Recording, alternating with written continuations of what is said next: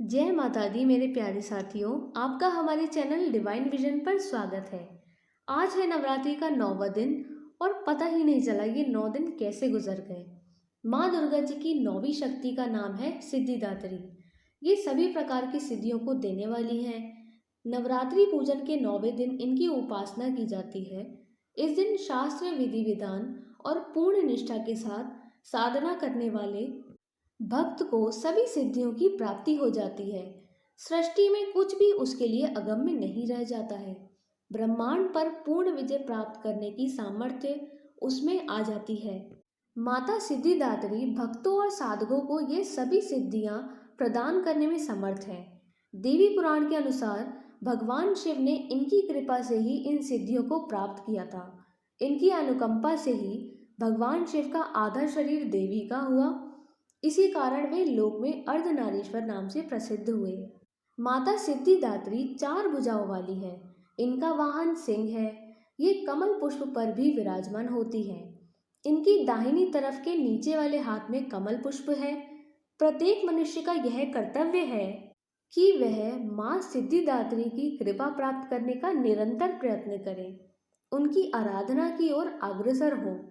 इनकी कृपा से अनंत दुख रूप संसार से निर्लिप्त रहकर सारे दुखों का भोग करता हुआ वह मोक्ष को प्राप्त हो जाता है।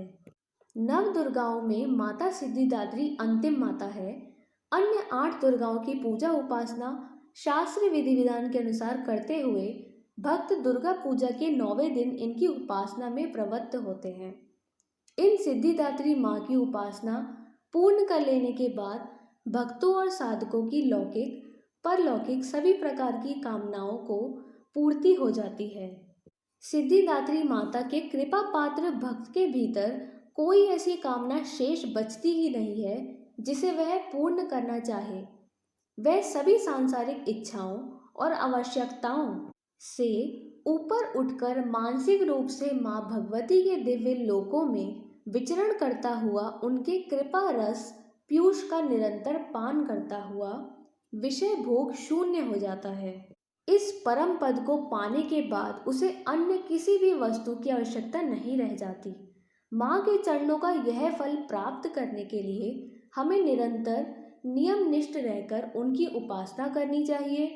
माता भगवती का स्मरण ध्यान और पूजन भी करना चाहिए। इनकी आराधना से जातक को अणिमा लघिमा प्राप्ति प्राकाम्य महिमा ईशित्व सर्व कामावसायिता दूर श्रवण पर कामा प्रवेश वाक सिद्ध अमरत्व भावना सिद्धि आदि समस्त सिद्धियों नवनिधियों की प्राप्ति हो जाती है। आज के युग में इतना कठिन तप तो कोई नहीं कर सकता, लेकिन अपनी शक्ति अनुसार जब तब पूजा अर्चना कर कुछ तो माँ की कृपा का पात्र बनता ही है। प्रत्येक सर्वसाधारण के लिए आराधना योग्य यह श्लोक सरल और स्पष्ट है। माता जगदम्बे की भक्ति पाने के लिए इसे कंठस्थ पर नवरात्रि में 9वीं के दिन इसका जाप करना चाहिए। या देवी सर्वभूतेषु माँ सिद्धिदात्री रूपेण संस्थिता नमस्तस्यै नमस्तस्यै नमस्तस्यै नमो नमः। इसका अर्थ यह है कि हे माँ सर्वत्र विराजमान और माँ सिद्धिदात्री के रूप में प्रसिद्ध अम्बे, आपको मेरा बार बार प्रणाम है या मैं आपको बारंबार प्रणाम करता हूँ। हे माँ मुझे अपनी कृपा का पात्र बनाओ। चलिए अब हम पूजा की विधि जान लेते हैं कि हमें माता की पूजा कैसे करनी चाहिए। हमें माता की पूजा करने के लिए सुबह जल्दी उठकर स्नान आदि से निवृत्त होने के बाद स्वस्थ वस्त्र धारण करने चाहिए। माँ की प्रतिमा को गंगा जल या शुद्ध जल से स्नान कराएं। माँ को सफ़ेद रंग के वस्त्र अर्पित करने चाहिए। धार्मिक मान्यताओं के अनुसार माँ को सफ़ेद रंग बहुत पसंद है। माँ को स्नान कराने के बाद सफ़ेद पुष्प अर्पित करें। माँ को रोली कुमकुम लगाएं। मिष्ठान पंचमेवा फल अर्पित करें। माता सिद्धिदात्री को प्रसाद में नवरस युक्त भोजन 9 प्रकार के पुष्प और 9 प्रकार के ही फल अर्पित करने चाहिए। माता सिद्धिदात्री को मौसमी फल चना, पूड़ी, खीर, नारियल और हलवा अति प्रिय है। कहते हैं कि माँ को इन चीज़ों का भोग लगाने से वह प्रसन्न होती है।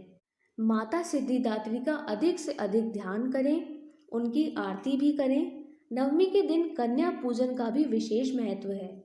इस दिन कन्या पूजन भी करें। हमारे साथ अंत तक जुड़ने के लिए आपका बहुत बहुत शुक्रिया।